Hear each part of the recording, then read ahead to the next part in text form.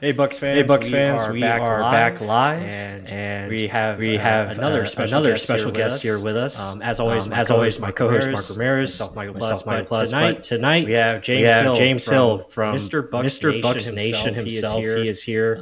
So everyone, welcome him to the live stream. And James, how are you doing, my friend? It's good to see you again. Michael, it's good to see you too, man.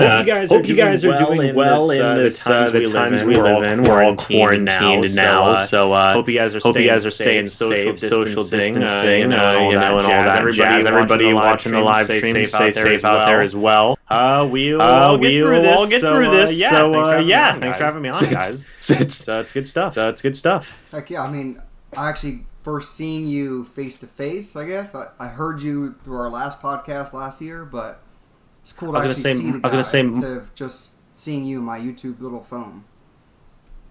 Just saying. I was gonna say, Mark. This is the first time I think we've ever technically seen face to face. Because it's over a computer. It's over a computer. Still counts. Oh heck yeah! Especially in these times that we're social distancing. Oh yeah. I mean, they're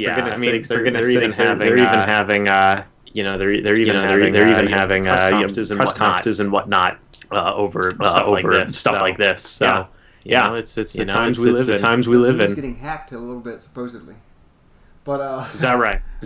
Yeah, there was a big press conference where there was a little bit of pornographic things, I guess, was going on in the background.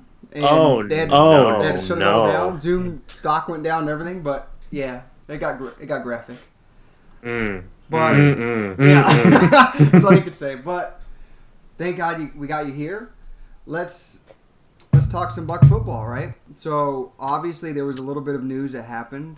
And it was the Bucs signed Tom Brady. So first of all, give us your initial thoughts and where you think this is going to put the Buccaneers this season. Well, my first thought was it didn't feel real. I actually have a funny story about that. Is so I just became a season ticket holder this past just obviously a couple weeks ago. And I bought the season ticket a few hours before we signed Tom Brady. And because I thought we were going to sign him, so I thought, okay, well, let me just buy a season ticket. And then we signed him. I thought, oh, wow, this actually paid off. And then they shot up the price by, I think, what was it, 15% was what it was. So whenever that happened, I was just like, oh, well, okay, there you go. Good stuff. So I was able to get a season ticket there, but it still doesn't feel real. It's not going to feel real, I guess, until it probably won't feel real. Even when this is all over, it still won't feel real. It's like, did that really just happen?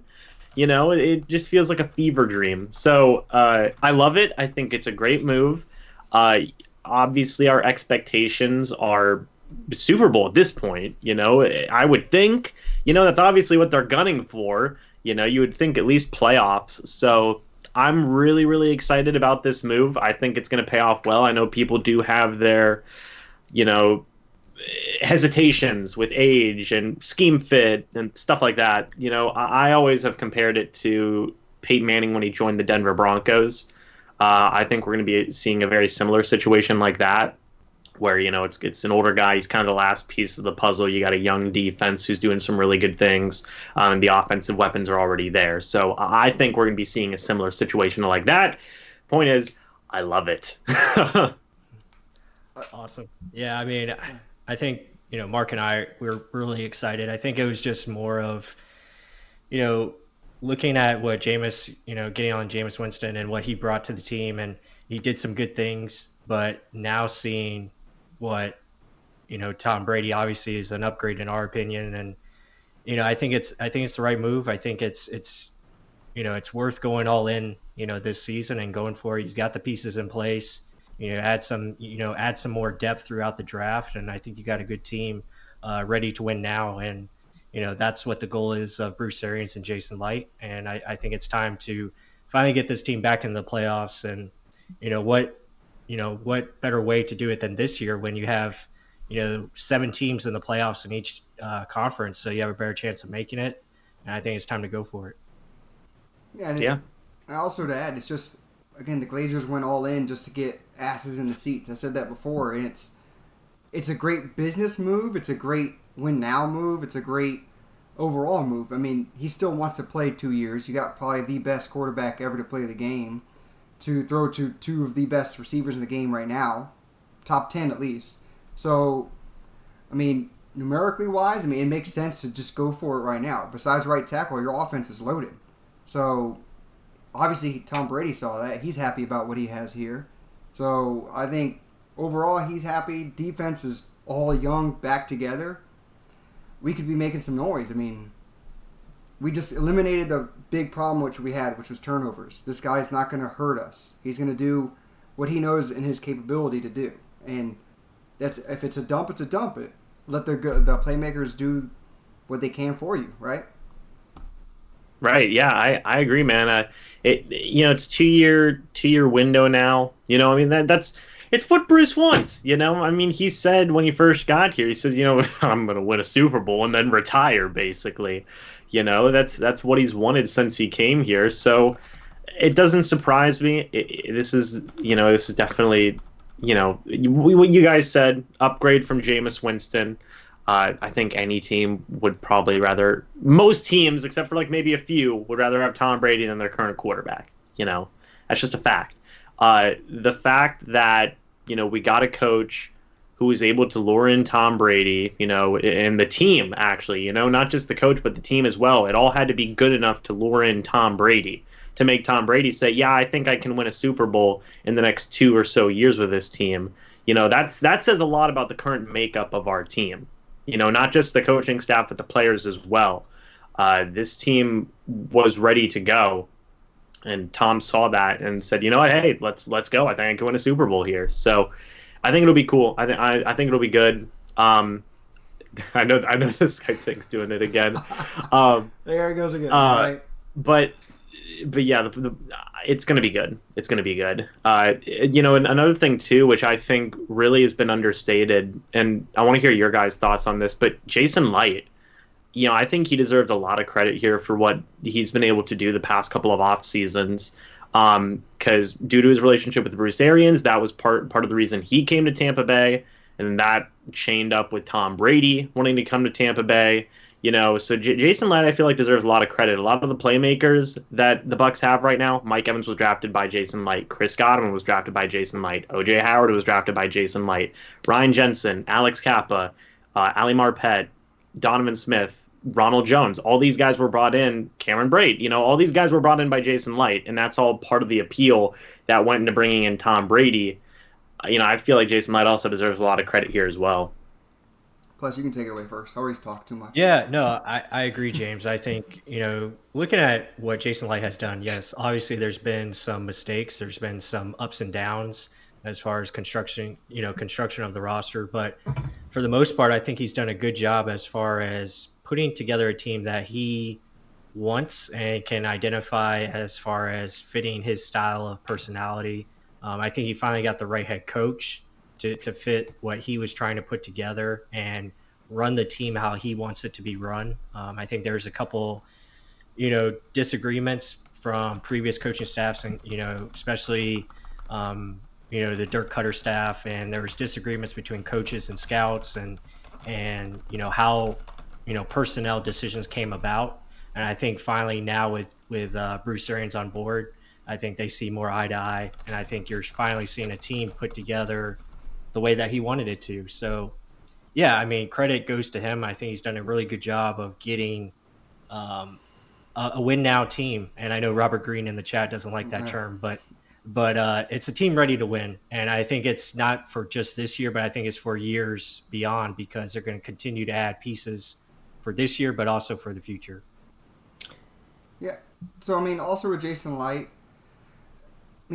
I think he's done a pretty good job. Everyone points out the Roberto Aguayo. I mean, obviously that was a shitty pick. I mean, everyone, and even like the 2016, I believe, the Noah Spence, Hargraves, that was just a wash of a draft.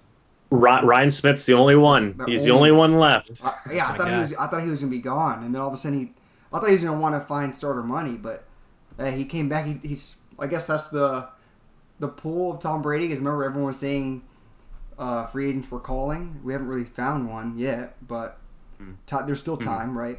But either way, yeah, he's drafting overall well. Maybe it was just either the quarterback wasn't executing the plays properly or just the coaching staff wasn't organizing plays or schemes to what their players' strengths were.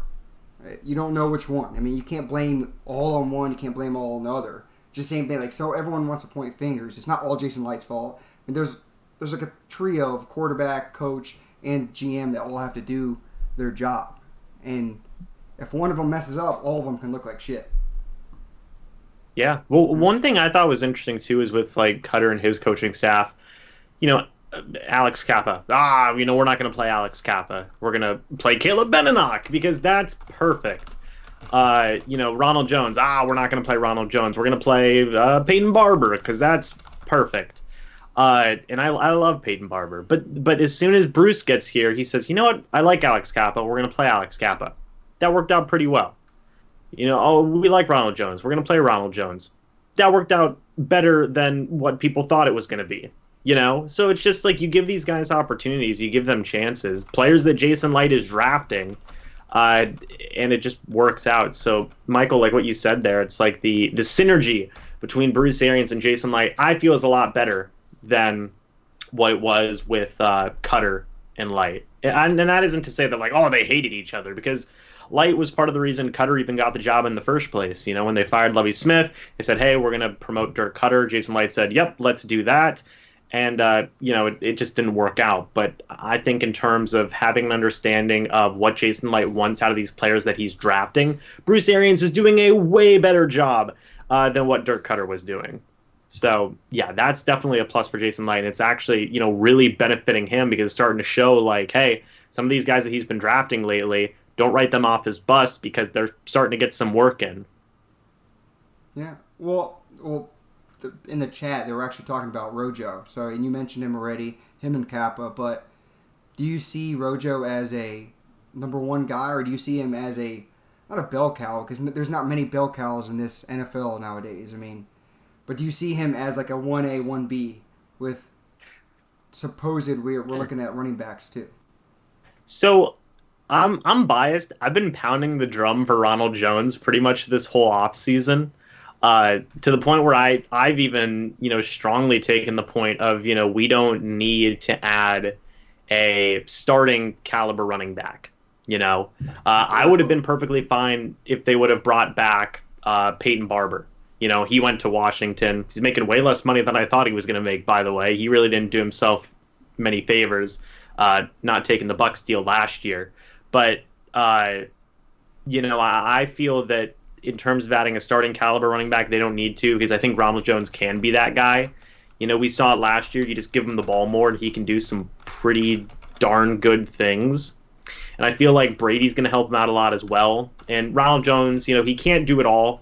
I don't think he's still a super solid receiving back. I think he can do it better than, some people give him credit for.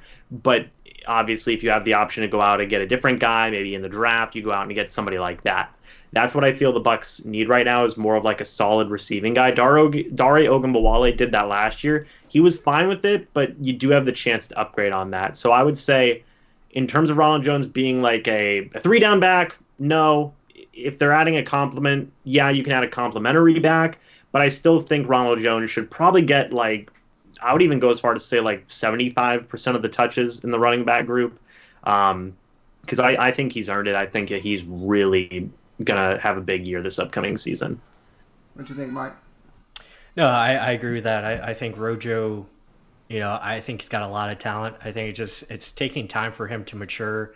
You can see him coming into his body now. I mean, you've seen this, the photos on Twitter and stuff of him, working out and stuff, and he looks like in the best shape of his life. So I think it's just taking some time for him to mature a little bit. He's still a young guy. I think he's only 21, 22 years old. So, I think as time goes, I think he's going to continue to get better. Obviously, I think the pass catching ability has much improved, and I think it's there. I think obviously it's going to come down to pass protection and those kind of things where he understands, where guys are coming from and understand where to pick up the blitzes and stuff like that. So if he can do that, I think he'll be fine. But yeah, I still think the Bucs are going to take a running back specifically high, probably second round or third round, just because of the class that it is this year. And I think it is a good class.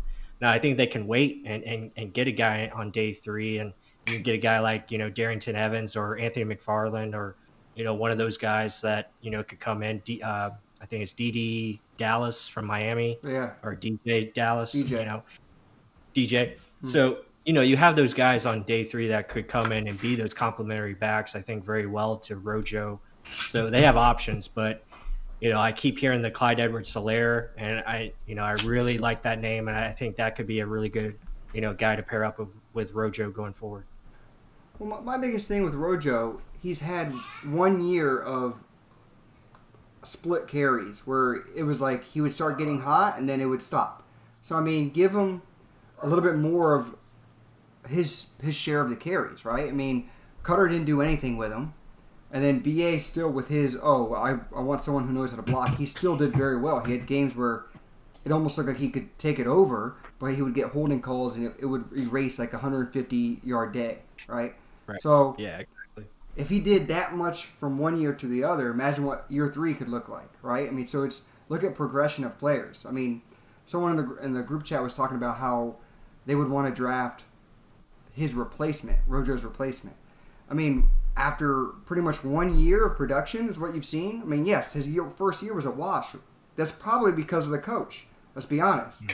The second year, he showed a lot of promise. That's a fact, Mark. Right? That's a fact. I mean, I'm just trying to be the middleman between angry fan and logical fan, right? So, I mean, it's just give him more time to develop. I mean, he hasn't shown you what he can really do. And right now, whoever you draft, he's still going to be behind the curve of what Rojo knows already. And Rojo's learned. Peyton Barber had no shame in saying, "Oh, bro, I'll teach you how to block. I'll show you anything you need to know." Peyton Barber, I loved the fact that he was that type of player. He didn't want to hold anything back. He was going to share it because he wanted everyone to do well. And best of luck for him in Washington, like you said. But I think Rojo has plenty of potential in him. He's the speed guy, and if everyone likes Clyde Edwards-Helaire, so do I. Some people like Cam Akers, but to me, either way, he's going to be our speed guy. He's going to be the home run threat. Yeah, we may need a catching back, a guy who can catch one like Dion Lewis or James White from the Patriots, and maybe Brady gives that input. But like Plus was saying, like you were saying, he could improve. Again, this is a progression, right? But yeah. One guy I love in the draft, Antonio Gibson out of Memphis. Yeah, he's good. Honestly, it's gonna be tough to decide where he goes. Like his stock could easily rise pretty quickly. Yes. To the point where it's like, you think like, oh, 3rd round, it's a slam dunk. Oh, it might not be a slam dunk. I mean, pass catching running backs can be pretty valuable, especially in today's NFL.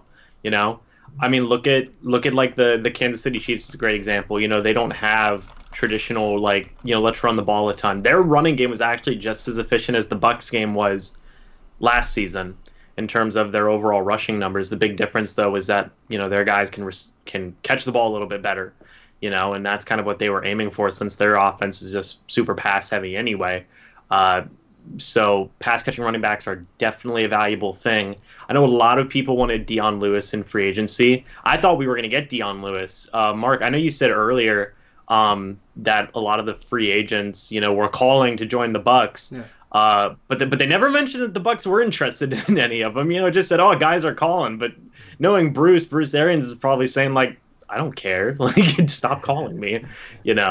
But one guy I thought that they were for sure going to be interested in was Dion Lewis, and I think there was some interest there. It's just, I don't know if the Giants offered more money. I do not know, but Antonio Gibson in the draft, I think he'd be really good. Just kind of another pass catching back too. Is Theo Riddick still a free agent? Ooh, that's a plus question. I have to double check. I mean, I believe he is. I haven't heard anything as far as him signing, but yeah, that would be another name that would make a lot of sense. Yeah, because I would love Theo Riddick, man. I think that he'd be a really good running back. Whoever they decide to add, be it draft or free agency, because I think even Jason Light said just recently, I don't remember what show it was on. It might have been the Rich Eisen show, but I think he even said, hey, we're still going to have a surprise or two in free agency, which that piqued my interest. So maybe that means that they're going to add a pass catching running back before the draft or after the draft or something along those lines. I'm not sure, but and to put a nice little bow on my take here, yeah, if you want to get a pass catching back to complement Ronald Jones, I don't have a problem with that. But I think that Ronald Jones can be your starting running back with relative ease. Yeah, I agree. I mean, and again, like we're saying in the draft, not first round, please, guide. Please. No, but no, yeah, they won't. Rumors, but I'm just saying. But overall, I mean, we've done this offseason what Bruce Arians literally publicly talked about his first press conference after the end of the season. Right? He wanted to bring back our 3 defensive linemen. He did it. He said we're going to look behind door number 2 for quarterback. He did it, and he found the first option. And we brought everyone back that we needed. And he already said last year we were a playoff team. This team should win and make the playoffs. It was a playoff team. Well, maybe that was the outlier. I mean, before we go forward with our next question, I got to ask this. Before I ask it, I'm going to say, your get-up is amazing. I got to compliment you again. Like that sweatshirt, the Bucs behind you. I love it. Oh, thank you. No, I was really confused for a second. You know, the get up, the sweatshirt, everything was on point. Appreciate that, man. I was so confused for a second. But I gotta ask, were you a Jameis Winston bring him back or have him just go? I mean, I know getting Brady was the biggest get of all, but were you a bring the Jameis back because we really need him, or were you more like, oh, let's just tag him? Let's just see what it is. Or were you a true Jameis bring him back? Well, I didn't really mind what happened either way. You know, if he left, okay, that's okay. I feel confident in our coaching staff that we'll be able to get somebody else or in Jason Light. You know, I'm confident in the guys that we have making the decisions to bring in a quarterback who will win us some games. So if he left, that wasn't, you know, I wasn't dying over it. If they brought him back, I thought, obviously, he's not going to throw 30 interceptions again. You know, obviously, things are going to be better. He's 26 years old. We've seen Jameis Winston. He can do good stuff. So, in terms of that, I was definitely a fence sitter. You know, definitely a fence sitter on that one. But when you look at... You weren't a hater. You know, no, I was not. I wasn't the Jameis hater. I've been called both. Throughout the course of last season. I remember in the time span of 5 minutes, somebody called me a Jameis supporter, and then somebody called me a Jameis hater within 5 minutes. And I thought, wow, I can't win. And I think that's just that's kind of the ultimate thought process on the whole Jameis Winston thing is whatever you say, you can't really win in terms of giving an opinion on the guy. You know, you're going to get crap from one side or the other. But, you know... If we had a different option, you know, let's say it wasn't Tom Brady, because that's the obvious, like, well, yeah, everything's okay. You know, if it was like a Teddy Bridgewater or a Phillip Rivers or, you know, somebody else who was out there, I would have been fine with those guys at quarterback as well. I really do trust the system that we have in place right now. I think that most quarterbacks can flourish. Even whenever Tom Brady came in, he said, hey, this is a group that, you know, a lot of quarterbacks can benefit playing in. This offense, these group of guys, you know. And whenever I see a quote like that, it makes me think like, well, yeah, actually, yeah, a lot of quarterbacks can benefit here. Look at the weapons, you know, look at the offensive scheme, you know. So ultimately, you know, wasn't a hater. You know, I liked Jameis, but I wasn't, you know, I'm not. We got Tom Brady. You know, we got Tom Brady, so okay. Everything's working out okay. One thing that is kind of shocking to me is how, and I'm sure obviously it is, you know, given current circumstances, but Jameis hasn't been signed yet, which is really, really interesting to me. Because, you know, you've seen all the other quarterbacks get signed. Case Keenum got a contract. Marcus Mariota got a contract. Teddy Bridgewater, Phillip Rivers, Tom Brady. You know, all these guys have been getting signed, and Jameis and Cam are the only two out there right now. It makes me wonder, you know, what's going on. You know, it's interesting. All right. Well, based on the Jameis talk, let's just bring it up. So him dodging that giant, I guess, punching bag or just throwing it at him. I wanted to talk to you about that because there was also, you were mentioning earlier about how Derek Carr kind of talk to him about. Actually, you know what? You tell it. You tell it better because I didn't see it. So you go ahead and tell it. This was before the podcast. So there's a video on Twitter. There's a video on Twitter where Jameis Winston, it was posted by Bleacher Report, where Jameis Winston's dodging a giant medicine ball on a rope, basically. Yeah. And he's swiveling his upper shoulders, his head, and his shoulders. Yeah, exactly. Exactly. That's exactly what he's doing, Mark. So David Carr responded to it. If it was Derek Carr, this would have been a lot more awkward. But David Carr responded to it and said, stop paying your friends to train you. I was under a lot of collapsing pockets, and I never had to move my head to avoid pressure. And Jameis actually fired back. And said, hey, I got nothing but love for you, but mind your own business. I'm paraphrasing, by the way. Go check it out on Twitter for yourselves. But, he said, love you, man, nothing but respect, mind your own business. And then he actually posted a clip of a play from film where he was using his upper shoulders and head to dodge a sack versus the New Orleans Saints. So he actually fired back on that one. It was pretty interesting. So what piqued my interest about that interaction is Jameis actually responding to some criticism there. And he's been doing it a little bit more lately. I've seen him reply to comments on Instagram. Whenever he posts something, somebody says, you're going to, cool it on the interceptions, and he'll respond to a comment like that. He's responding to David Carr's criticism here about avoiding sacks and what kind of training he might be doing.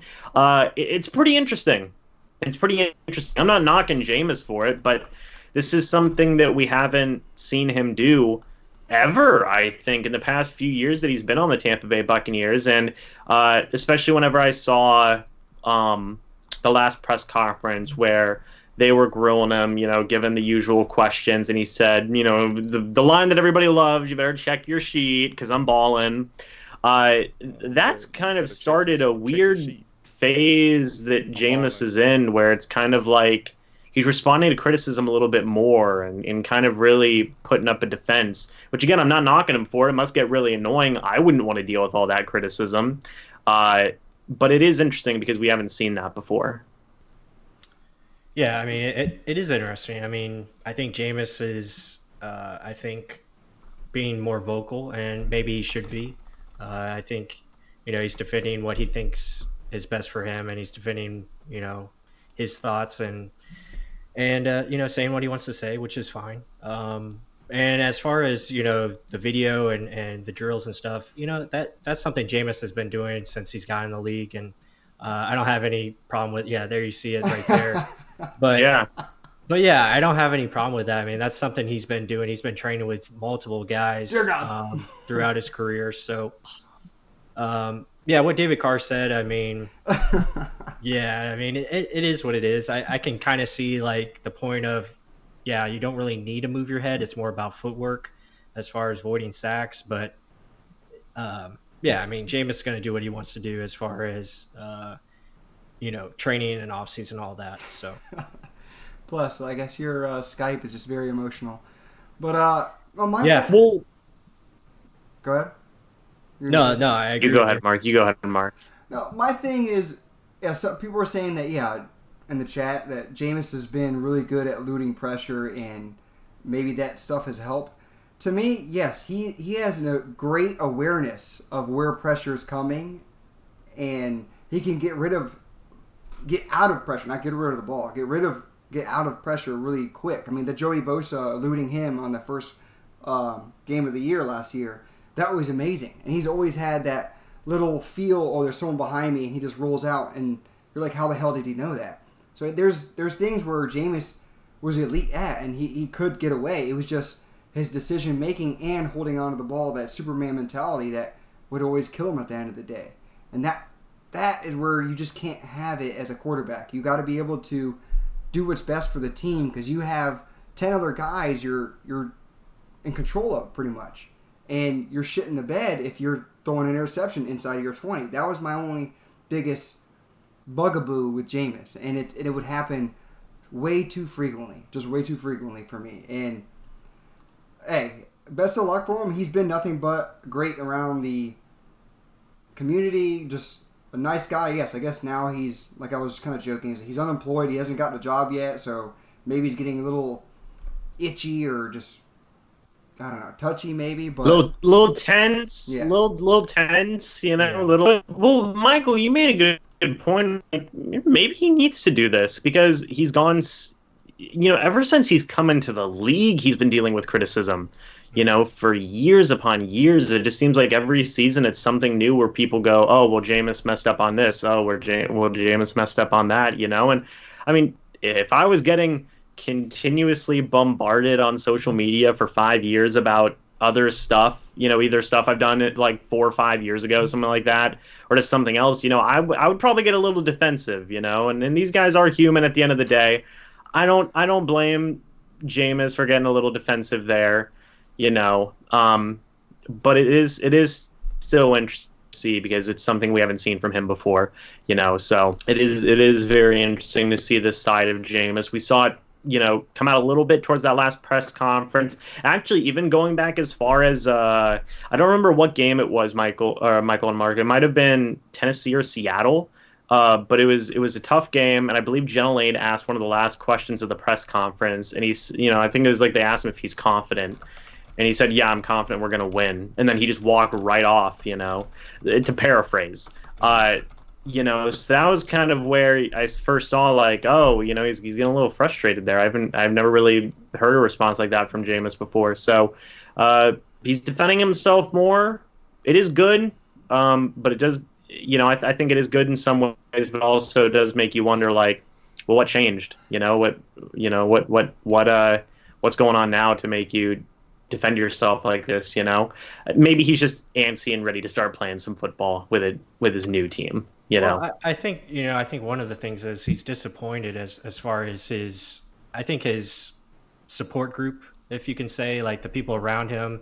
I think they've been poor. I think they've kind of let him down. I think his agent, made him believe that, he was going to be worth this certain contract, getting 30 million or more, per year. And he thought the market was going to be, much bigger than, what it's been so far. So I think that leads into disappointment. I think the criticism from day one, like you said, James, I think has finally started to hit a nerve a little bit. And I think that's why he's starting to speak up a little bit more. But he's always been confident. I think that's been one of his biggest things is confidence. And also trusting. I think his problem is trusting too much in certain people. And I think those certain people have let him down, to be honest. But we'll see how it goes forward. I think he'll get a job after the draft for sure, and be one of those guys that compete for a starting spot. Yeah, I just want to move off from Jameis. I mean, the dude has every athletic trait that you want to me, and it's just decision making. I mean, I honestly hope he does sit behind a guy that can tell him, listen, just play for the other play. I mean, you can lose the game on one play. Like, just keep playing. Let your team help you. This is a team game. It's not just you. And when he realizes that, I think he's going to be a really good quarterback. But I guess the QB whisperer couldn't do it, and Dirk Cutter couldn't do it. Lovie Smith couldn't do it. So, I mean, Dirk Cutter was with Lovie Smith. But still, I mean, best wishes for him, but go ahead. Can I say one more thing that's interesting to me about this whole situation is, again, I believe it was on the Rich Eisen show when Bruce said, Bruce was talking about it. And man, I really wish Bruce wouldn't have said this quote. I love Bruce, but, he said, he almost had it perfect. He said, he's too honest. He said, we love Jameis. We were fine with bringing Jameis back. It's just that Tom Brady was there. I thought, okay, good. That's a great way, you can stop the quote there. And then he said, Tom Brady wasn't there, then we would have got one for Bridgewater. Yeah. Well, hell. Now you ruined it. You could have really saved some face there. But then you had to say that Jameis was the third option. Well, if Brady didn't work out, we would have went and got Bridgewater. Great, thanks. Way to go. Jameis was the third option. But aside from that thing, what he said right afterwards was he said, I called two teams. Rich Eisen even made a point to say, you picked up the phone and called them. And Bruce said, yes, I did. And Rich Eisen said, what did the teams say? And Bruce said, one of them said not interested. One of them said, thanks for calling. And Rich Eisen even clarified. He said, did you call these teams to be a starter on their team? And Bruce said no, just to get him on the roster, which is really interesting to me. If you guys haven't heard the interview, to the people watching the live stream as well, go look up Bruce Arians' Rich Eisen interview. Really good interview, by the way. That was an interesting quote to me, because you have a coach like Bruce who's calling these teams, a guy who's an established enough coach to get Tom Brady, you know, because I don't think if Derek Cutter was the coach, I don't think Tom Brady would consider coming here, you know. I think that it was an ultimate combination of the roster and Bruce Arians being the head coach. Bruce Arians has worked with some of the best in the business. And that guy's calling teams and saying, hey, you guys should really consider Jameis Winston on your team. And they're saying, we're not really interested. That's interesting to me. Two questions I've been asking people a lot, and I'm not knocking Jameis, but these are interesting questions to ask, is we talk about Jameis' stats, the 5,000 yards, the 30 touchdowns, and I know the 30 interceptions, but a lot of people have been able to admit that all the interceptions were not Jameis Winston's fault. I think that's fair. Yeah. But he's still not signed. Now, what does that say about the perception that the league has for Jameis Winston? Because even regardless of the stats, you know, he's having a tough time right now. But even more so than that, what does that say about the last 5 years that we've had with Jameis Winston? You know, to whereas, you know, we kept on working with him, he hits the open market, he ain't getting a lot of interest, at least as far as we've seen reported. Maybe there's some stuff we don't know about. But those are two questions that I've been asking myself ever since this whole debacle has happened. I mean, what do you guys think? Well, I mean, I'll answer it quickly because I just want to talk more Buck football. We're really hanging on this one, I tell you. Because this is like the biggest drama-filled thing, and it's still lingering. And I almost want everyone just to realize, okay, we got Brady. Let's just move forward with our new direction. But I mean, realistically, it's just, hey, he consistently showed he gives the ball away. And everyone's like, oh, what about the high ceiling? What about the potential? Yes, I mean, there were a lot of things that I liked. He could do anything with the ball. He could get away from pressure. He could feel things, but the decision-making wasn't there consistently. And that's the biggest thing a quarterback needs to do. He needs to drive you to that point. And a lot of people will say about, oh, what about the injury? Maybe that's why he's not signed. He had a knee scope, like a meniscus tear. Just the recovery on that is very fast nowadays. I mean, very fast. I gave the point there. Levante David had it, the second week of preseason? He played the first game? So, I mean, it's not like it's that big. It's not like Todd Gurley, who his knees has been a problem for years now, and he still got signed the day after. Everyone's like, oh, it's a one-year deal. But still, he got signed. I mean, if you still have that much potential in Jameis, you're going to sign him just based off of that high ceiling, high potential.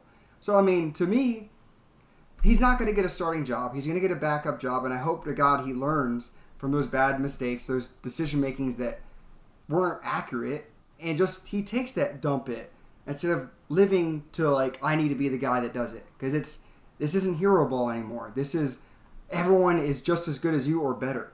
And I want him to do good. I loved him coming out of college, but he's not a Buccaneer anymore, so I'll follow him, but not as close as some people do. Yeah, I'll put it shortly. It's like this. You know, it's hard for teams to put your money into a player that they can't trust. And you can't trust Jameis Winston right now. If you don't value the football, then you're not going to sign a guy to a large amount of money. I'm sorry. It's just, those are the facts. But with that being said, James, let's move to this Buccaneers defense and give them some love. Come on. Now, they've really come on strong the last half of the year, you know, going back to last season.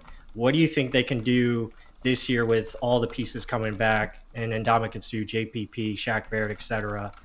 What do you think their potential and upside is for this season? Well, I love Shaq Barrett first and foremost. Yes. He's my boy. I love him to death. Man, I got the signed Shaq Barrett shirt up here. God, your room's badass. There. Very nice. Thank you, sir. Hey. Damn. Yes. So I got the. Question. Do you have a room like tour on your YouTube? No, not yet. You need one day. Like that. That's one day. That's nice. Well, because even the walls are like almost grayish pewter.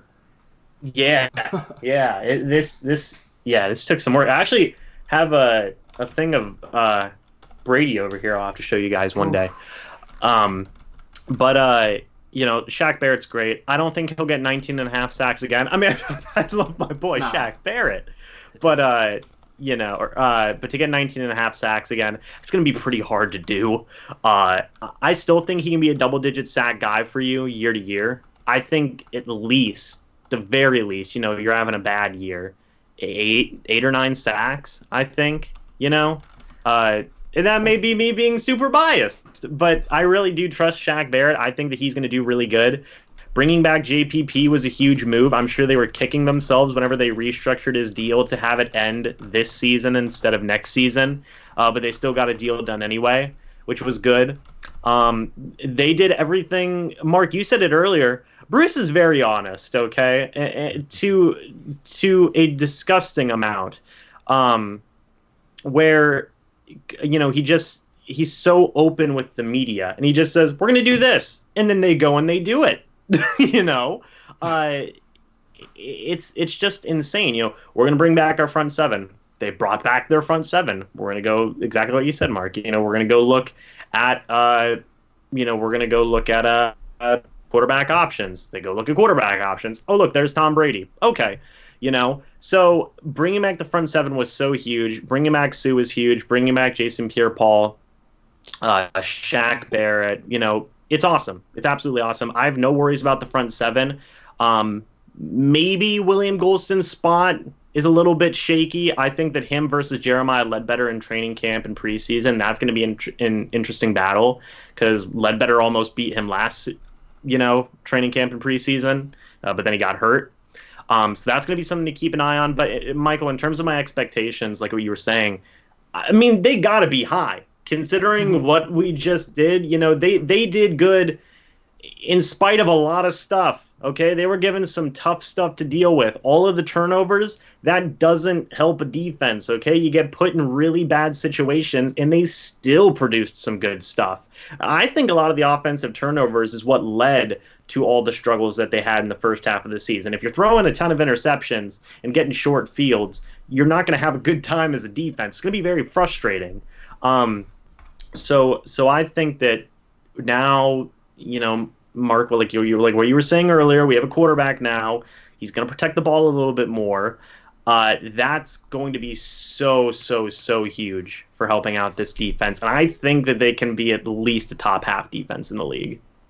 I agree. I'll follow up with that. Do you like the secondary? Do you think this secondary is pretty much in place as far as, the corners and then the safeties, or you're looking to add maybe another safety here or there, or do you think the corners take that next step and really become a legit group? So for the corners, I like them. Carlton Davis, in my opinion, he's #future #1 corner. I really like Carlton Davis. Really wish he wouldn't have changed his number from 33 to 24, but there's nothing I can do about that. Jamel Deane, I think, has got a very bright future. I think Jamel Deane might have the most upside out of all three of these guys. I completely agree. Given how stupidly fast he is, given his knee injuries, I mean, it's insane. The guy's had so many torn up knee injury problems, and then he just comes in and he's like, oh, I'm just going to be one of the fastest players in the entire draft. Oh, and also I'm a good coverage corner too. He's got so much tremendous upside. It's insane. Sean Murphy-Bunting is phenomenal as well. I think at the cornerback group, those three guys, you're good for the next 3 years. I think at least until Carlton Davis's contract runs out, and then you got to think about that. But if you had just Jamel Deane and Sean Murphy-Bunting alone, I think you have a pretty solid 1-2 punch at the cornerback room for the next 3 years. But then you add in 2 more years of Carlton Davis on his contract, and that's just, it's just great. You have a #1 in Carlton Davis, in my opinion. You have a #2 solid Jamel Deane, who could honestly be a #1 if you needed him to in the future. And then you have a great slot in Sean Murphy-Bunting. I love all three of those guys. I think that you don't need to muck around with that too much. If you want to add like a veteran #4, #5 corner, you can do that as well, because in terms of depth, it's a little bit shaky. You have Mazzy Wilkins there. I believe MJ Stewart is still there as well, unless they've moved him to whatever position they want to move him to. It changes from week to week. But In terms of the cornerback room, I think it's fine. Don't really have to change much of it unless you want to add a veteran number 4 and number 5. Safety position, I like Mike Edwards. I really, I'm really excited for him. He didn't break out in the way I thought he was going to this past season. A lot of that could be due to injuries and some nagging stuff he had going on. I thought he was going to come in and have kind of a Honey Badger type role, a Tyrann Mathieu type of transition. That can still happen if you give him a little bit more time. And I do like him a lot. I think he could be a starting safety for this team. So you got him, you got Jordan Whitehead, who everybody loves Jordan Whitehead. He's been absolutely phenomenal. He should be one of your starting safeties. And then you have a couple of guys who, are some question marks. Dakota Dixon. I remember Bruce Arians said Dakota Dixon probably would have started if he didn't get hurt. That blew my mind when I heard that. I thought, wow, okay, he really has some stock put into Dakota Dixon, so that's going to be interesting. I know Ren from the Pewtercast was here in the chat earlier. He was a big fan of Dakota Dixon, so shout out to him. And then you have a couple other interesting guys. Andrew Adams is being brought back. I like him. My favorite term for guys like him are he's a fringe starter. He's a guy who can start if you need him to. So big fan of Andrew Adams, big fan of, most of the safeties we have here. But I still would add a veteran safety if we have the option to. I think that's one of the things Jason Light was alluding to when he said, we have a surprise or two in free agency. Tony Jefferson, that's kind of an automatic, thought process of, hey, this guy's played for Bruce Arians before. He's done some really good stuff. He's 28 years old. He can be that veteran leader that you need. That's kind of where I think that they should move towards. You don't have to add a ton, but just add maybe one veteran safety, maybe a Tony Jefferson, and I think that secondary is pretty set. No, I really like the potential of our defense moving forward. If it just stays the same as it was last year, it's a really good defense. I think it's going to only grow. Devin White only growing. Not only his leadership, but his play on the field. You got Carlton Davis, Sean Murphy-Bunting. People were saying, Drew Brees is going to work him or something like this earlier in the chat. But I'm like, he was a rookie coming from, was he even Division I? Was he Division II? No, he's Division I. But it's real smaller school. He didn't face SEC talent, and then as the year got on, he got better and better and better. He just showed talent in his tape when you went back and watched him. And I saw somewhere on Twitter where it was John Spytek saying, we don't look for the popular pick, we look for the right pick. We're not trying to say we're smarter than everyone else. We're just saying this guy fits what we want. Sean Murphy-Bunting was that exactly, and everyone's like, who? Who's that? Oh my, the LSU guy's there. Forgot what his name was. Greedy Williams. Yeah, they went to the Browns. Why don't we take him? And then now Greedy Williams looks like he wasn't the right pick for the Browns, and then Sean Murphy-Bunting just got better and better. Pick 6 against the Lions. Against the Lions. But either way, the potential is there. Like you said, same thing with Jamel Deane. I love Jordan Whitehead. I think we've been talking him up for years now, since the draft. I think the safety position, if Justin Evans actually comes back, we're loaded in it.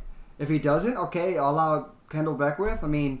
It sucks, but still, that dude's the only center fielder we have at the safety position. And if he comes back, look the hell out, because our defense will be special. But I think it's just maybe 1 or 2 pieces away from being a great defense, and the offense is just everyone wants a right tackle. Okay, and that's going to be our probably next point for the draft. But plus, I'll let you take away the defense one more time.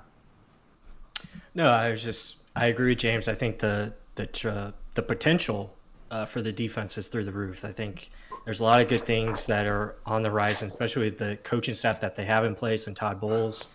And I think Levante David, Devin White, I think are going to be studs together. So I think there's going to be a lot of good things coming from the defense. Vita Vea, just awesome.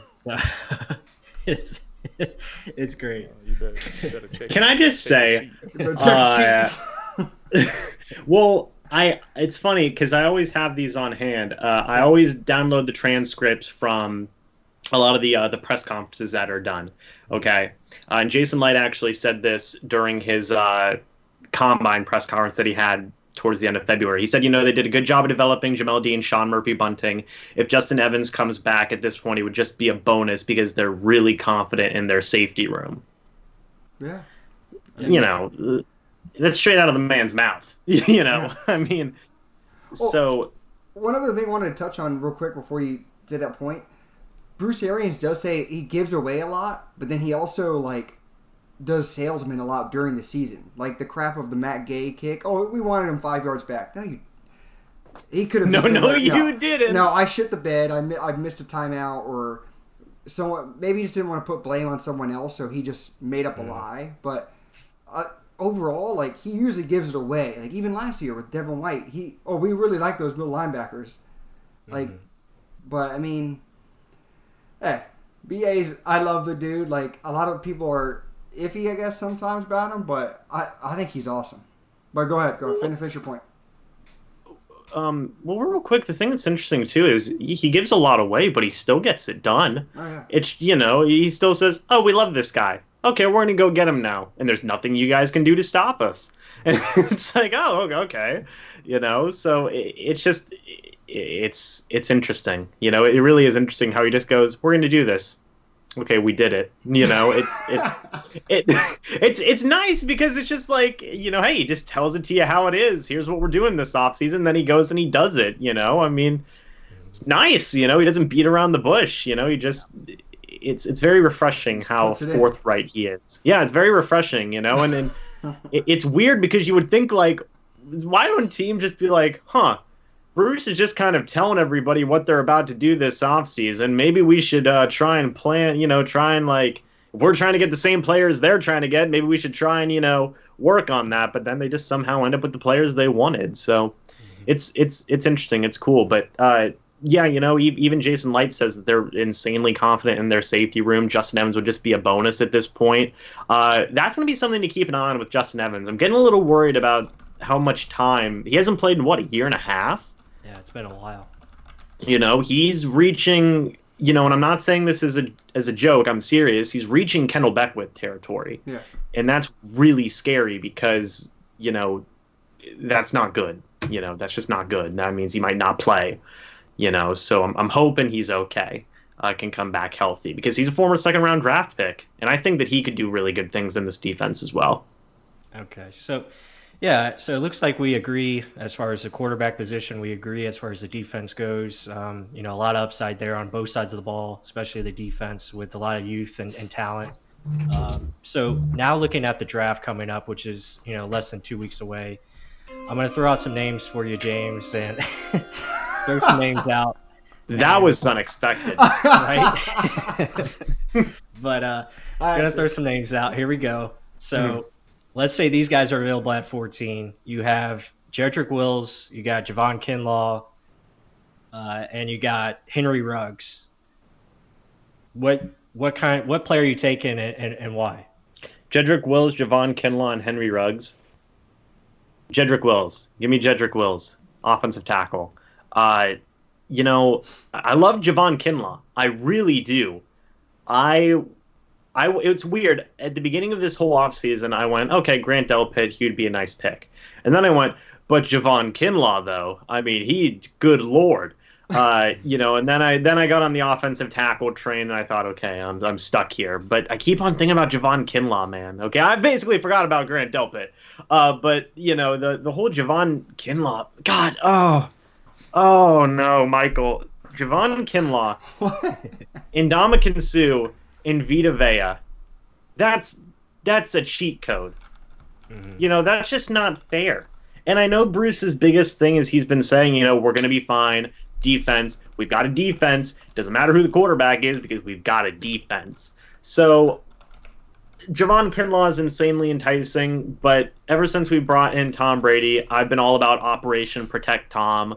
We got to protect this man at all costs. He's 42, 43 years old, whatever it is. You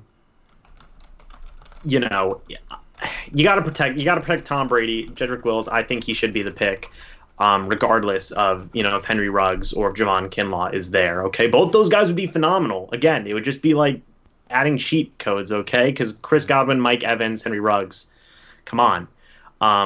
But you got to protect Tom. You just lost DeMar Dodson in free agency. You did add Joe Haeg to a little bit of a cheaper deal, $2.5 million deal. I think he can do some good stuff, but just keep on adding in the trenches on the offensive line, okay? The defensive line, you already added. You brought back the guys you wanted to bring back. You still have some solid pieces there. Just added the offensive line now, and I think you can really do some good stuff with Tom there if you just protect him, So I would still say Jedrick Wills. Can I make an argument? Okay. Sure. So, I know everyone's on this O-line craze. It's just, are we thinking of that with Jameis Winston as our quarterback, or are we thinking that with Tom Brady? Because, Jameis was the one holding on to the ball, and that's why people were thinking we need an O-line. And then everyone thinks, we're 5-7-step drops. So, Brady's Mr. Checkdown. Everyone says it. I don't know why I've been quoting so damn much, but Mr. Checkdown, right? So, if he's Mr. Checkdown, he's going to get rid of the ball faster. His O-line last year was way worse than our O-line was last year. And I think our O-line's pretty good, actually. Our left side, Donovan Smith, I don't know why so much people give him so much crap. He's average. He's not great. Definitely not great. He's good or above average. You got Marpet, everyone knows he's good. Jensen, he's good. The right side, okay. Kappa, and then you have a hole at right tackle. If it's just one area, okay, it could get filled. It doesn't have to be your first-round pick to me. But if Jedrick Wills is there, I'm a huge Jedrick Wills fan, so I probably would go with you. But I think people are just so hung up on, okay, we need. We ran a poll. It was like almost 1,000 people said we needed a right tackle first.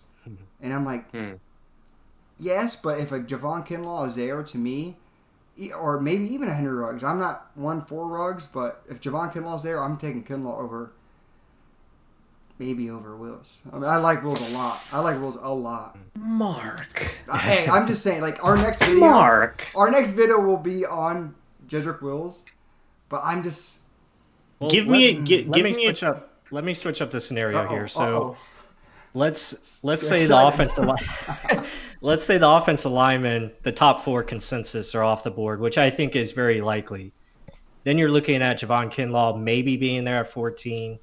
But really why I said receiver potentially at 14 is because that's what you could be left with. And you're looking to, trade down for a team that wants to, go up for one of those receivers. But let's say the Bucs can't trade down, and they're forced to take, maybe they want to take the best player available, and that is a receiver, and you add a guy like a Jerry Jeudy, a Henry Ruggs, or a CeeDee Lamb to the arsenal, and you give more weapons for Tom Brady, and why not?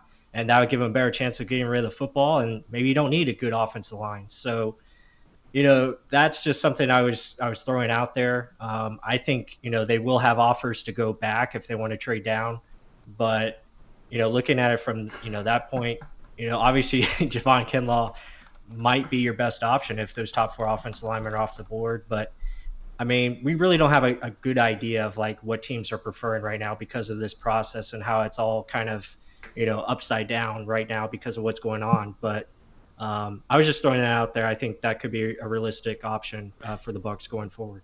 Can I ask? I don't want to have you guys reveal what videos you guys are doing, but I will say I do love your tape reviews that you do of players. Both of you guys, you do a phenomenal job with that. Which ones do you have lined up here in the future in terms of draft prospects? Jedrick Wills is the next one, the very next one. Okay. Yeah. Okay. So after that will probably be a quarterback. Okay, so there you go. I'll be keeping an eye out then, because maybe you guys can convince me on some stuff for certain players. But Michael, to your point there, it would kind of be like the O.J. Howard pick that they made, wouldn't it? In a way, exactly. Kind of in a way of hey, we've got Mike Evans, we've got Chris Godwin, we just lost Brashad Perriman. Where is it? Hold on. I'm pulling out the quotes. Wait. You better check your sheet. There you go. See, there you go. They asked Bruce. Here it is. I love the preparation. They asked Bruce about what he loves about the draft prospects, and he literally just said, what position group do you love? And he just went, wide receivers. Oh my God. He goes, I love them. He goes, you can literally find any kind of wide receiver you want in this draft. I remember that, which is so. Bruce loves his wide receivers, and much like what you said, you guys alluded to earlier when you said, he was very forthright about how much he loved the linebackers. He's saying the same thing for the receivers right now, So that could definitely play a part into it, I guess I wouldn't count out them taking a wide receiver in round 1. I still think it'd be more likelier than them taking a running back. Hell no. But if the tackles aren't there, and Javon Kinlaw is, I would obviously take Javon Kinlaw. But if the tackles and Javon Kinlaw aren't there, and then you can't trade down, that's a tough situation. That's like, Michael, that's like doomsday scenario. I really don't want us to be in that situation if we can't even trade down. That'll be tough. That's why even now you get the rumors of the Bucs possibly trying to trade up to get one of these tackles. No, don't. Mark, you don't like that? No, I mean, I don't think they. I think people would be like, "Oh, it's the win now move," but it's like, okay, Tom Brady's here 2 years, but it's also your whole franchise after Tom Brady as well. I mean, even Tom Brady talked about that in his little 2-hour news conference with Howard Stern. I mean, it's like he understands why the Patriots are moving forward. He's very old. He's in this statistic where it's like, okay, he shouldn't be producing how he should, but he is. So they have to move on and keep moving. That's what the Patriots have always done. So, I mean, we've got to keep thinking not just of the now, but of our immediate future and prolonged future. And we can't just keep doing for the next year. And that's where teams just get shit on every year. So, I mean, I definitely am not for trading up. I mean, at all. Trade back as much as you can. It's going to be probably way harder with this Zoom draft that they're going to do. I doubt deals will be able to be made. And if they are made, they're going to be some weird deals. Where it's like, how the hell did they get that player or that many picks? It'll be something funky like that, I would think. Because you don't have everything with you. You have to be making calls like, oh, can you see if this is good? If it's not, I'm just going to do it. Right? I mean, this is an age where no one knows. So I would not trade up. I would either take whoever you want. If it's your best, highest player on your board, who the hell cares? Like John Spytek said, it's not the popular pick, again with the air quotes, but if it's your pick that you love and you think he's at that value, take it. James, you want to talk? Chat, I just want to say, stop freaking out. I'm not saying I want them to trade up. I'm just saying it's a rumor. Stop it. Relax. I see everybody freaking out in the chat. They're going, oh, no, I'd kick some dogs. Yeah. Robert, I'm looking at you, Robert. Come on now. Did he just Mark, don't add to this. No, I mean, but it's still hey, I mean, we are close, but what one player do you think, I mean, even of the top 4 linemen that everyone says the top 4, to me, Jedrick Wills is that, and he's supposedly rated below a lot of other people because of potential. He doesn't have the size and length as other guys have. Or they have a guy that's ready to go right now, if you're saying the Tom Brady win now scenario. I was going to say, I mean, hey, Bruce just might think, well, if we win a Super Bowl in the next 2 years, this isn't my problem. This is going to be Byron Leftwich's or Todd Bowles' problem. I don't care. Right? Yeah, he's going to be like, see you later, guys. Byron, have fun. And Byron's like, wait, what? And then he doesn't have a first-round pick or something like that, It's just like, oh, okay. Doesn't have a quarterback, Bruce don't care. He's not going to be here. I mean, that'd be the ultimate just, Byron, I love you, but I'm retiring. Good luck. Tom's retiring too. Have fun. See you later. Bye. Who knows? But I don't think they will trade up. But it's you always got to think about it. I don't know. Maybe they'll trade up for Javon Kinlaw. Who knows? You said it though. You said those words. I said it was a rumor. You know what? What's in that Nike drink? What's going on? Apparently it's something that just makes people attack me in the chat. Yeah, there is. I'm looking at it right now, freaking out, James. Yeah. I know. But Mike, so protect your puppies. That's all I gotta say. But oh yeah. All right, but before I let you all go, I mean, I know I've had y'all long, but I know you've only listened to a little bit of it plus, but. James, so the Tom Brady and Howard Stern 2-hour conference thing. Listen to it. It's on YouTube or it's XM radio for free, I think, because all this COVID-19 stuff. But there are some good little anecdotes. I mean, I'll play a little clip. I'll let us listen. This is him. You were talking about players that you trust and stuff like that. Or actually, let me play a funny one first. It's a quick one. I can't imagine how these guys, I mean, one day you'll write a book about how they must have sucked your dick to get you to go to Tampa. How many, I mean, they must have come in and wined and dined you. I am so fascinated by that. For this guy, Bruce, to get you on the team. Yeah. Right? Tom Brady could even hold it in. Just bust it. Howard Stern is a madman. Howard Stern is just literally insane.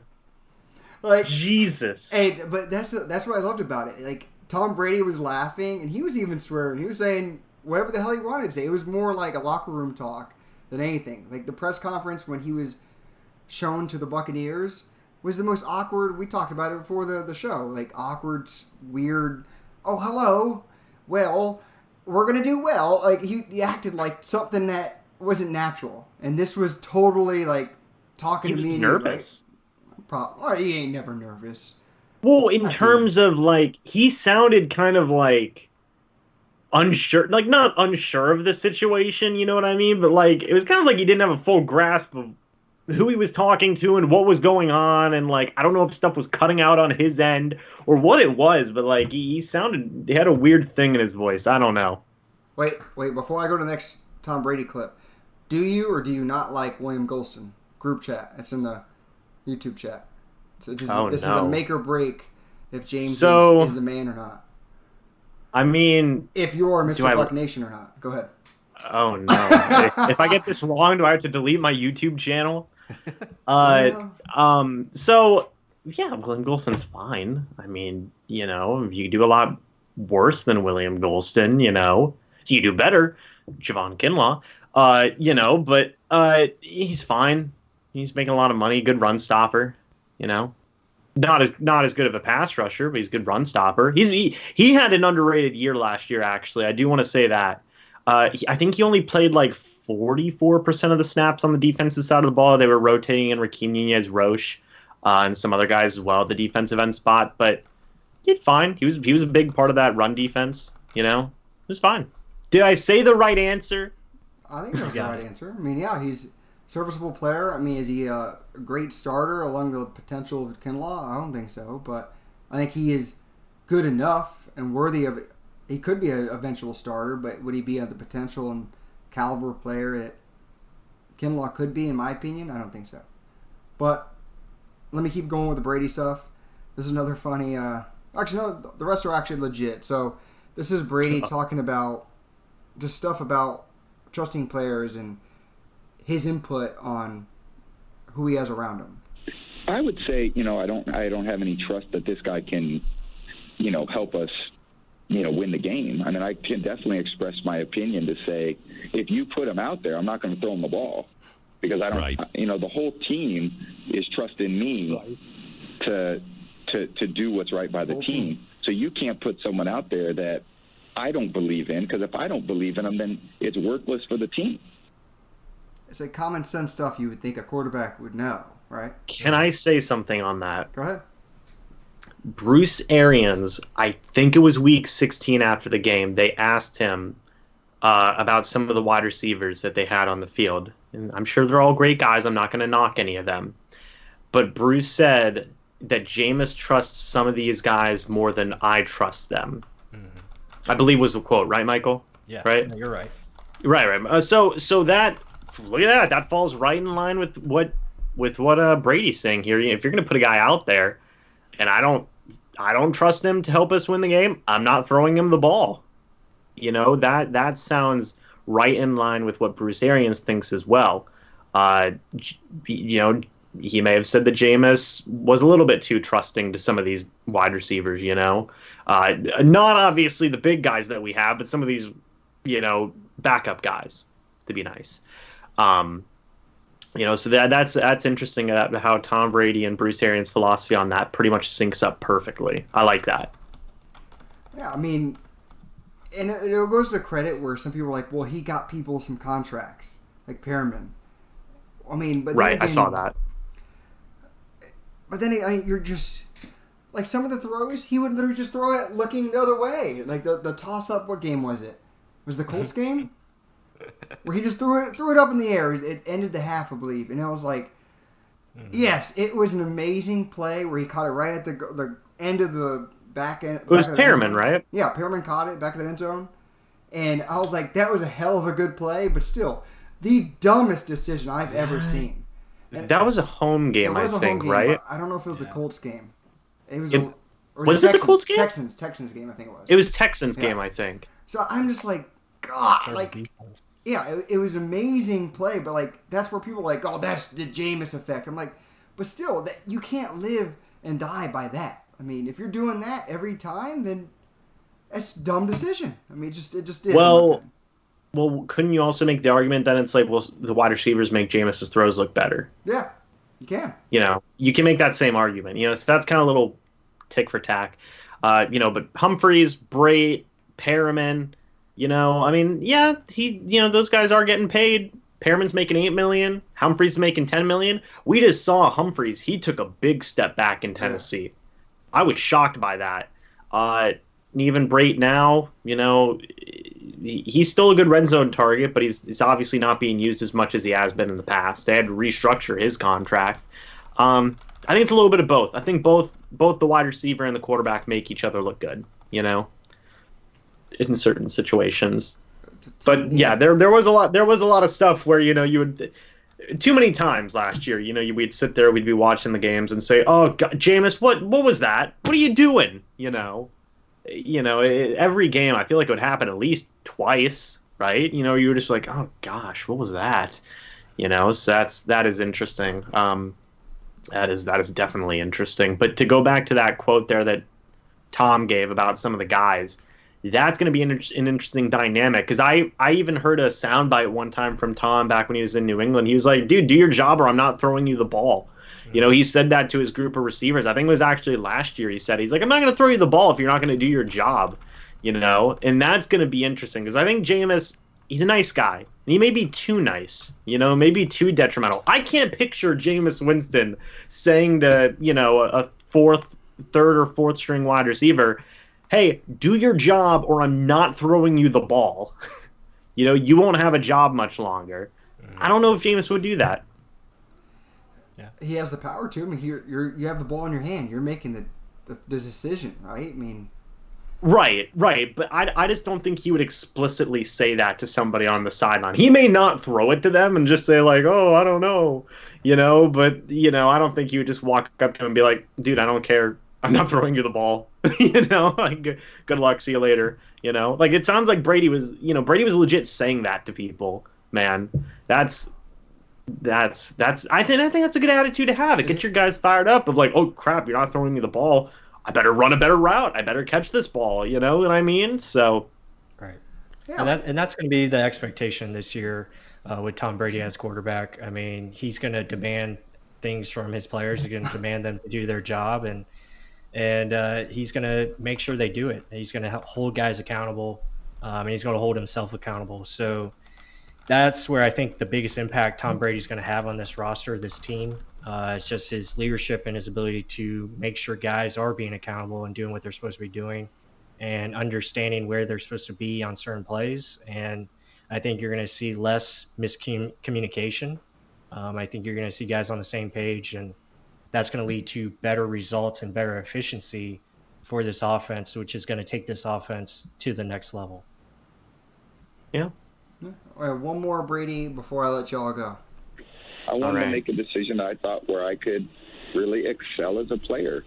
You know, that's what it came down to. Where could I really excel and achieve and bring my best out? How can a team, you know, which environment would be best for me to really excel in?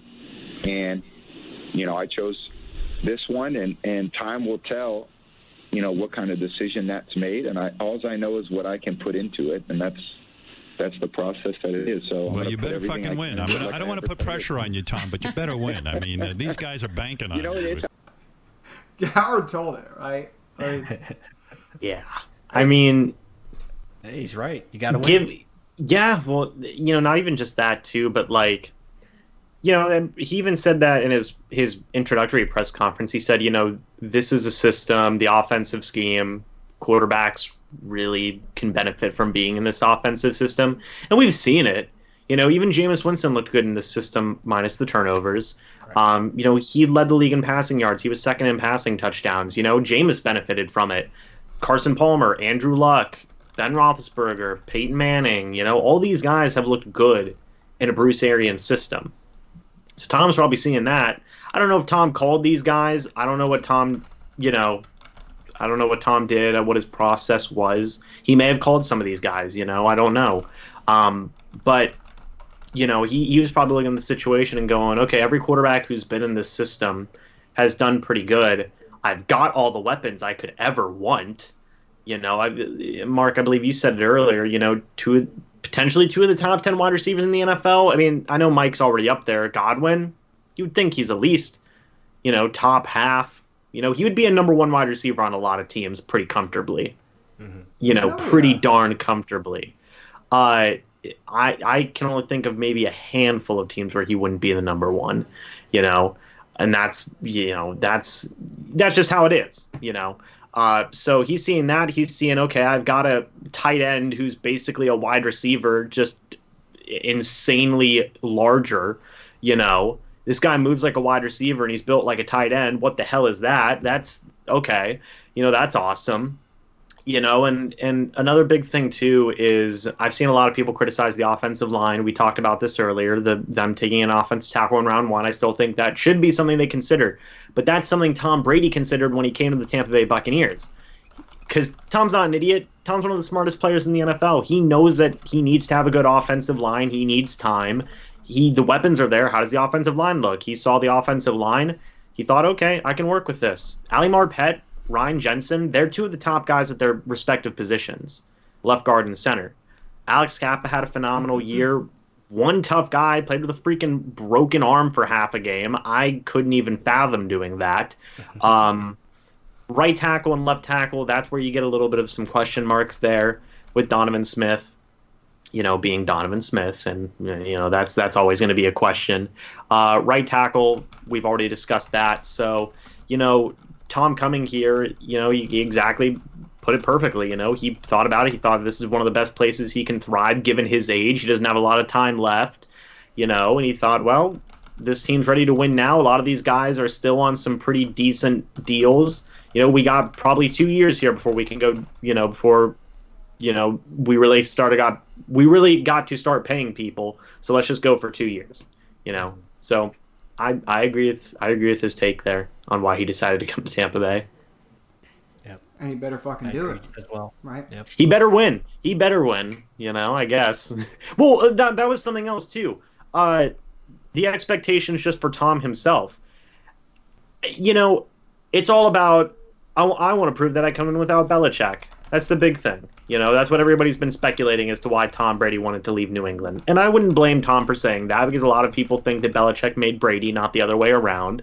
That's been a very common thought process. But holy crap, can you imagine if Tom Brady at 42 years old takes a team with a history like the Tampa Bay Buccaneers? I love the team to death, but Lord knows we ain't got the best history in the world, and takes them to playoffs, if not Super Bowls, while he's here.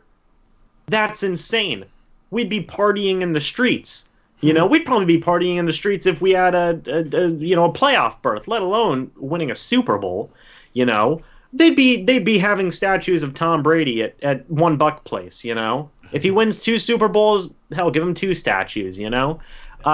So that's kind of where Tom is sitting. What I think, I don't know, but I would imagine if I was Tom Brady, I would think, this team's really set up to win right now. I want to prove I can win without Belichick. I want to prove that I'm, the guy who made the Patriots, not the other way around. And I'm going to go take this team with a bad history and win some championships. Yep. So, based off Super Bowl, let me just add this real quick, plus. If Brady gets us to a Super Bowl, I want all of that is Bucs Nation and head by Mr. Bucs Nation. I wasn't old enough to drink when we won the Super Bowl. I want all of us to just enjoy this run if we do get there. And I'm going to be the one holding whatever the hell it is, whether it's a Crown and Coke, whether it's a beer, whatever the hell it is. I'll be high. I'm ready. It's been way long overdue. I was not old enough to. I guarantee there's a lot of Buck fans that aren't either. We need to enjoy something again. We were enjoying going to drafts. Like, that's how sad it is. We were happy to go to see Jameis Winston being drafted in Chicago. That was a highlight as a Buck fan, a first overall pick. So I'm ready for the other spectrum, like a Super Bowl run. Like, let's please see that. But plus, take it over. No, I was going to agree with that. I think, what James said is absolutely right. I think the expectation should be high. I think Tom Brady has high expectations for himself, and I think here's a team that he feels can, win right away and win for not just this year, but years after. And I think Tom Brady can still play at a very high level. And that's probably another film study that we're going to do down the road is more in depth of Tom Brady, because when you look at the film, the guy has been playing pretty much the lights out. I don't see any decline as far as numbers go, over the last couple of years. So I'm excited for what he's going to bring to Tampa, and I think Bucs fans should be as well. And I think they are. As you can see, season tickets are going up. He's got the highest selling jersey right now. I mean, there's a lot of good things going on for not just I got damn flies in my face. But yeah, I mean, I think it's going to be really good. And I'm excited for this season. I think we got the pieces in place. Now we got the draft coming up less than 2 weeks away. We'll see how they go about it and how they add, and make a very complete roster going forward. Yeah, chat. I'm 24. Leave me alone. The babe is. I got a baby face. Yeah. Yeah. Super Bowl expectations. It's going to be interesting. Mm-hmm. It's going to be real interesting. I want to ask you guys: have you gotten a Tom Brady jersey yet? Go ahead, boss. I'm sorry, I missed the question. What do you say? Have you guys gotten your Tom Brady jerseys yet? Oh no, not yet. Well, because everyone said it's such a long delay, might as well just wait until things are actually working. Yeah. Season ain't here anytime soon. I saw one that said, "Oh, we'll get it to you by September." Yeah, right. The season's gonna start. Why not just wait till you go to the team store and just do it then? It's probably the same price. Yeah, or I'd rather just go to somewhere in the mall. Go to a local store and just pick one up there. They're gonna be getting them. Yeah, I'd rather just do that. Get your old Trent Dilfer jersey and put Brady over it. Yeah, we haven't talked about the uniforms yet, but what do you real quick? I want to get your guys' thoughts on it. What do you think? I think they're great. I think super clean. It's the Super Bowl era with the little modern twist to it, and I think they look fine. I think the helmet really matches well, with the uniforms, and I think that's what matters. And I think it all looks really good. And as far as jerseys go, personally, I'm not a big jersey guy. I'm more of a polo, t-shirt kind of guy. So, but yeah, I think the uniforms are good. Mark, what do you? I mean, they went classic. This is pure bliss. I'm just being honest. I love this look. Really nice. But other than the classic look, I mean, to me, everything looks great how it should look. And hey, you look good, you feel good. Let's win some games now. It took the Glaziers 5 years for them to say, you know what? Yeah, you guys are right. These suck. These old uniforms suck. The ones that we have right now suck. Let's go back to the old ones. Michael, you said you're a t-shirt guy. Yeah, polo. Yep. Perfect. Well, hey, happy to let you know. Happy to let you know that on the Buccaneers shop they actually have t-shirts that look like jerseys, so you can get a t-shirt. Look at that! Isn't that great? That's what $35, man. I got a couple of them.